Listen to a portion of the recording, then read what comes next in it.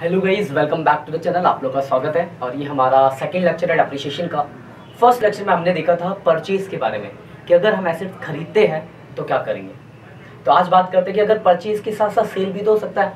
तो अगर हम सेल करते हैं तो उस केस में हम सेल को मतलब बेचने को हम कैसे दिखाएंगे और उसके बाद फिर हम बुक पे आएंगे। तो लेट्स स्टार्ट द टॉपिक। तो स्टार्ट करते हैं। एग्जाम्पल फॉर क्वेश्चन लेते हैं। मान लो 1 अप्रैल, ध्यान समझना बात को, 2020 में हमने एक मशीनरी परचेज करी।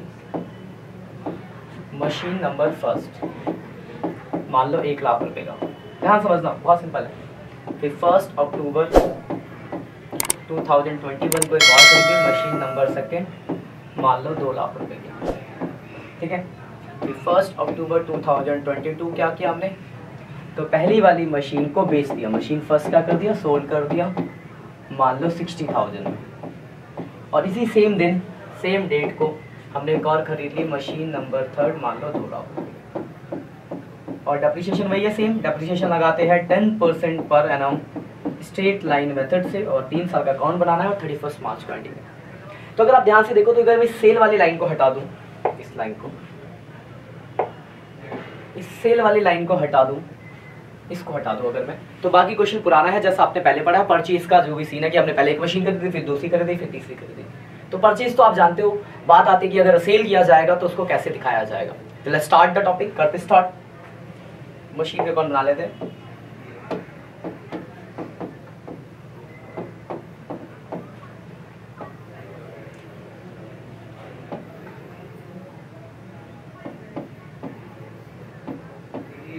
Date, particular,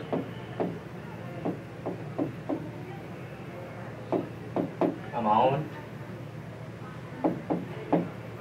date, particular, amount.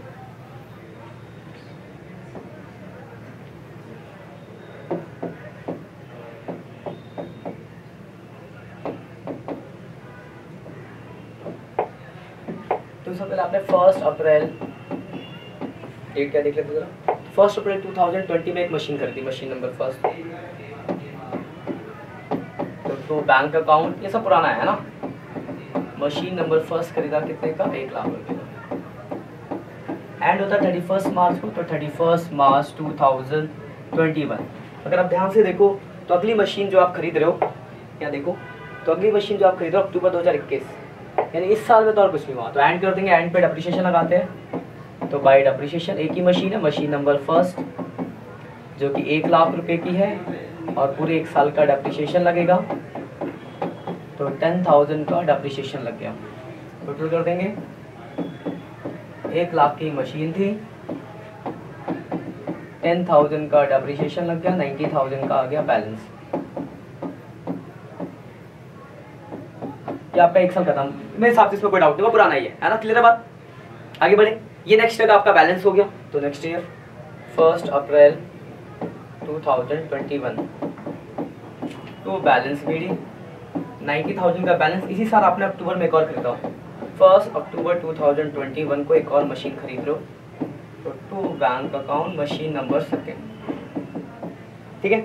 और कितने खरीदा आपने, देख लेते जरा पीछे। तो आपने सेकंड मशीन 21 में भी 2 लाख रुपए की खरीदी है। तो 2 लाख रुपए का हमने मशीन खरीद लिया। 31 मार्च को एंड करेंगे। एंड पे लगाते हैं डेप्रिसिएशन। तो एक तो मशीन फर्स्ट है जो कि देखो 1 लाख की है ना। 1 लाख का 10%, 10,000। और मशीन 2 जो है आपकी, ठीक है, मशीन 1 लाख की 10,000 हो गया। मशीन 2 2 लाख की है, फिर अपने अक्टूबर में खरीदा तो 6 महीने का डैप लगेगा। तो 2 लाख का 10%, बट सिर्फ 6 मंथ्स का ही लगेगा आपका। 6 मंथ समझ आ गया क्यों, क्योंकि अक्टूबर से लेकर मार्च 6 महीने होते हैं। ठीक है ना, अक्टूबर से मार्च। देखो 2,90,000 हो गया। तो आपके 2 साल का अकाउंट बन गया। 290 माइनस कर देंगे 20, तो 270 का आपका बैलेंस आ गया। ये सब पुराना है, ये इसमें आपको मुझे नहीं लगता कोई डाउट होगा कि ये सब आपने पहले पढ़ रखा है परचेज को दिखाना। अब सेल की कहानी आएगी। यहाँ तक मेरे हिसाब से कोई दिक्कत नहीं होगी। कोई डाउट है बताओ। नहीं, अच्छी बात, वेरी गुड। आगे बढ़ते हैं, आगे कंटिन्यू करते हैं मशीनरी अकाउंट को। ये लास्ट ईयर जो कि वेरी इंपॉर्टेंट, सेल होगा यहाँ पे। अब date, particular, amount, date, particular, amount.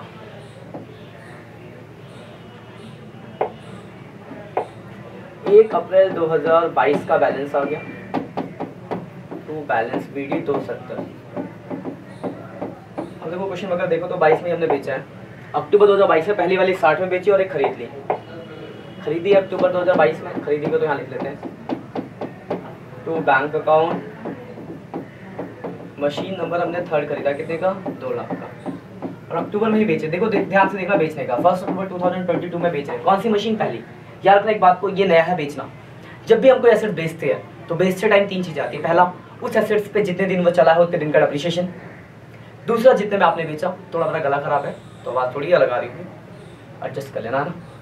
तो पहला जितने में आपने बेचा, दूसरा डैप, और तीसरा प्रॉफिट लॉस। तो पहले बेचने के डैप लगा देते हैं, तो बाय डेप्रिसिएशन। कलर चेंज करता आपको याद रहेगा। पहला डेप्रिसिएशन लगेगा, तो पहली मशीन बेच रहे 1 लाख की मशीन है, 10%, और अक्टूबर में बेचे तो सिर्फ 6 महीने चलिए, तो 5000 का तो डेप्रिसिएशन हो गया। जितने बेचेंगे बाय बैंक, तो आपने 60,000 में सेल किया। और तीसरा प्रॉफिट लॉस, तो उसके लिए आपको बनाना पड़ेगा वर्किंग नोट। ध्यान से देखना, बहुत सिंपल है वर्किंग नोट।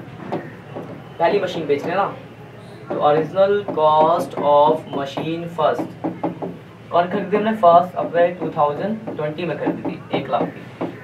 अब देखो जरा ध्यान से देखो जरा पहली मशीन को। पहली मशीन को देखो, पहले साल में 10,000 का डेप्रिसिएशन लगा, दूसरे साल में फिर से 10,000 का डेप्रिसिएशन लगा, और तीसरे साल में 6 महीने का 5,000 का डेप्रिसिएशन लगा। मतलब 10, 10, 5 माइनस का तो डेप्रिसिएशन 31 मार्च 2021, 2022, और डेप्रिसिएशन अप टू 1 अक्टूबर 2022। पहली बार लगा 10,000, दूसरी बार फिर से 10,000, और तीसरी बार 5,000। 25,000 का डेप्रिसिएशन लगा, यानी 75,000 उसकी वैल्यू बच गई।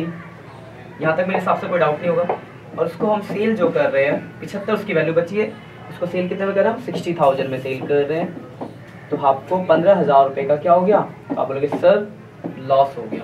बिल्कुल सही, तो आपको 15,000 का हो गया लॉस। इस वर्किंग नोट में हिसाब से कोई डाउट नहीं। क्लियर बात। 1 लाख की मशीन थी, 25,000 रुपये का डेप्रिसिएशन लगा उस पर, 1 लाख में से 25 घटाया तो 75,000 वैल्यू आई। 75 की चीज़ को हम 60,000 में बेच रहे हैं, तो आपको 25,000 रुपये का लॉस। क्लियर है। हाँ, तो आप वर्किंग नोट है, 25,000 का लॉस यहाँ दिखा देंगे by profit and loss account. 25,000 का लॉस है, 25,000 का लॉस। लॉस की जगह प्रॉफिट भी हो सकता है। देखो सेल में 3 चीज़ आनी है, जितने दिन चला उतने दिन का डेप्रिसिएशन, जितने में बेचा, और प्रॉफिट लॉस। लॉस की जगह अगर प्रॉफिट होता तो वो लॉस की जगह प्रॉफिट इस तरफ आ जाता। क्लियर बात, यहाँ इधर आ जाता, ठीक है, इस तरफ आ जाता। और दूसरी चीज़ एक और, अगर हम यहाँ पर देखो अक्टूबर में बेचा तो 6 महीने का डेप लगा, एक केस में डेप्रिसिएशन लगता, मान लो अप्रैल का है, अप्रैल में ही बेच देते तो क्या मशीन चलती, तो बोलते नहीं सर मशीन तो चली नहीं, तो डेप्रिसिएशन नहीं लगता। फिर 2 ही चीज़ आती है, जितने में बेचा और जो प्रॉफिट लॉस। लेकिन अप्रैल के अलावा कोई दूसरी डेट होगी तो जितने दिन चला है उतने दिन का डेप्रिसिएशन आपको लगाना पड़ेगा। क्लियर बात। अब खत्म हो गया सेल, अब 31 मार्च को एंड करेंगे, एंड पे डेप्रिसिएशन लगा देंगे। सेल समझ गया ना। अब डेप्रिसिएशन किस पे, तो पहली मशीन बिक गई तो मशीन सेकंड पे लगेगा, 2 लाख की है तो 20,000, और एक मशीन थर्ड पे लगेगा, ये भी 2 लाख की है बट हमने खरीदा अक्टूबर में, तो सिर्फ 6 मंथ्स का, तो 10,000। क्लियर है बात। अब देखो 2, 4, 70। सेल का ध्यान रखना, सेल नया है, बाकी अगले लेक्चर्स में भी कुछ क्वेश्चन आएंगे, बट फिर भी आप एक बार इस क्वेश्चन को करके देखना। बाकी आगे लेक्चर्स में मैं बुक के क्वेश्चन कराऊंगा, लैंग्वेज कराऊंगा, ठीक है। देखो कितना हो गया, 60, 70, 80, 90, 6, 7, 8, 9, 10, 1,20,000, 20 घटा दो, 20 घटा 50, 3,50,000 का बैलेंस आ गया। इसी के साथ आपका क्वेश्चन हो जाता है। क्लियर बात। कोई डाउट आता है तो पूछो, इसको नोट कर लो, एक स्क्रीनशॉट ले लो ऑनलाइन वाला। ये पहला पेज है, ये दूसरा पेज, ये तीसरा, चौथा, ठीक है।